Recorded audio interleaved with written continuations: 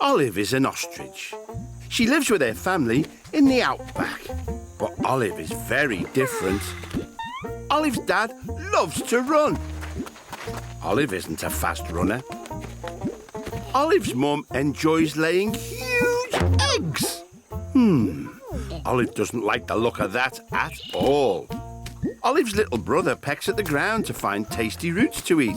Pecking at the ground makes Olive sneeze.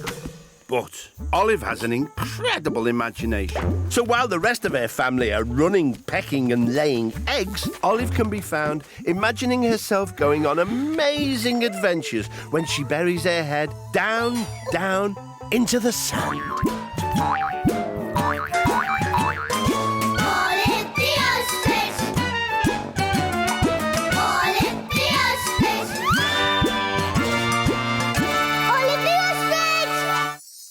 Until she popped up somewhere new.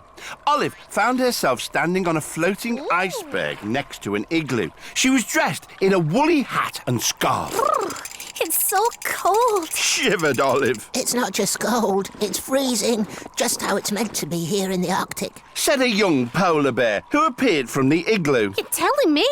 I'm Olive, by the way. Hello, Olive. I'm Alfred, and that's my village over there. Olive looked over at a group of igloos just like Alfred's on a distant iceberg. But if that's your village, Alfred, what are you doing all the way over here? Floating further away from my village, that's what. Oh, you see, the iceberg split in two and sent my igloo and me floating out into the sea. I was so busy fishing, I didn't realise until it was too late. Oh, dear. Can't you swim back? I'm only little. I can't swim that far. Oh, that's cold.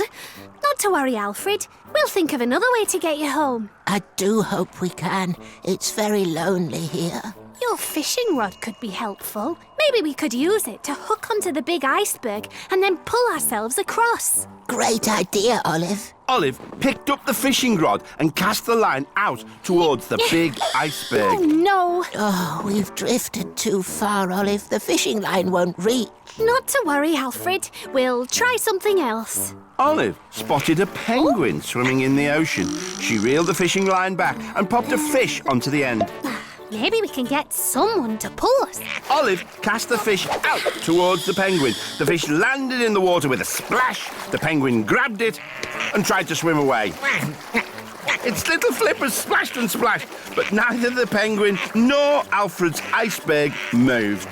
That penguin isn't strong enough to pull my iceberg back to the village. It's just too big, Olive. We'll have to find another way to get me home. A fishing rod, a penguin, an igloo. I think I may have an idea. We can turn your igloo into a boat. That should be light enough for a penguin to pull. Alfred and Olive quickly flipped the igloo onto its roof, slid it into the water, and they jumped aboard. Now we just need a bit of penguin power. Olive cast another fish towards the penguin, but it flew over the penguin's head and plopped into the water beyond. Oh! Suddenly, a huge whale rose out of the water with the fish in its mouth. Cake, that's not good. As the whale zoomed off, the little igloo skimmed over the splashing waves towards the village. The polar bears all dived for cover as Alfred and Olive catapulted out of the water, skidded across the ice, and finally slowed to a halt in the middle of the village. A huge polar bear lumbered towards them.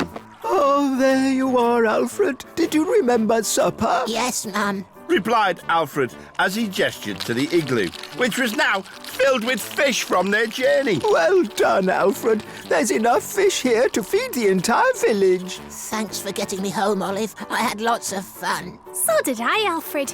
In fact, I had a whale of a time. They all laughed, and as they did, Olive realised it was time to go. Typical Olive, daydreaming again. Said her mum.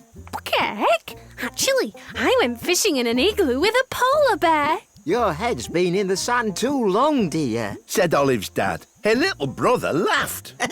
But Olive wasn't listening. She was already dreaming of her next big adventure.